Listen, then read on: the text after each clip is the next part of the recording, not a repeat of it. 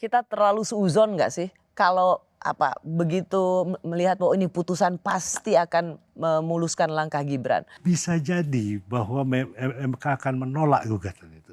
Ya, bisa jadi. Ya.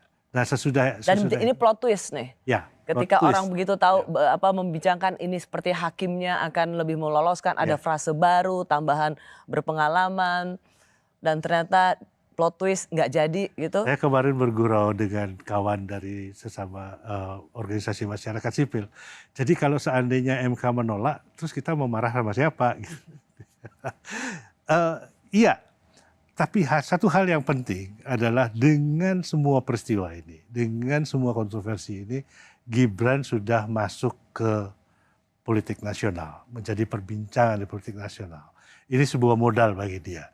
Mungkin sesudah wali kota dia bisa akan mencalonkan diri jadi gubernur, atau sesudah jadi sesudah presiden baru terpilih dia mungkin akan jadi menteri, ya karena sebagai prestasi pernah dipertimbangkan sebagai calon wakil presiden. The winner-nya itu ya cuma dia. The winner is only for Gibran. Soal MK putusan yang meloloskan ini sebenarnya bagaimana kita ingin menempatkan MK ini supaya jangan disebut sebagai mahkamah keluarga? Mereka harus bijaklah, bukan tanpa alasan bahwa para pembuat hukum dulu mengatakan bahwa batas usia itu 40 tahun.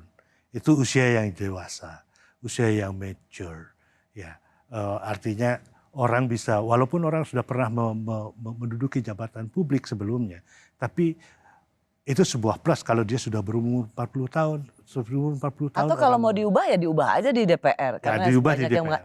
Tidak bertanggung jawab untuk memberikan, sekalipun mungkin di matanya Pak Jokowi ini adalah putra terbaik yang dia persembahkan kepada bangsa, tetapi lihat semua konstelasi politik yang tidak tetap itu akan bisa berubah, dan tahun depan Pak Jokowi tidak akan menjadi presiden.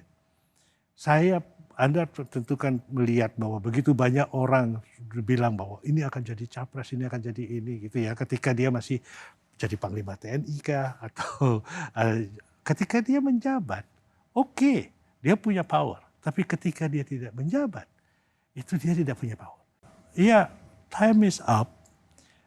Pergilah dengan seperti proses normal. Ini lame duck session.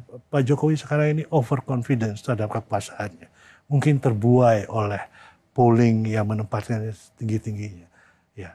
Dan kalau saya jujur mengatakan bahwa dia presiden yang baik, one of the greatest president we ever had di Indonesia ini, tetapi di akhir-akhir kekuasaannya ini kelihatannya kok agak tidak normal.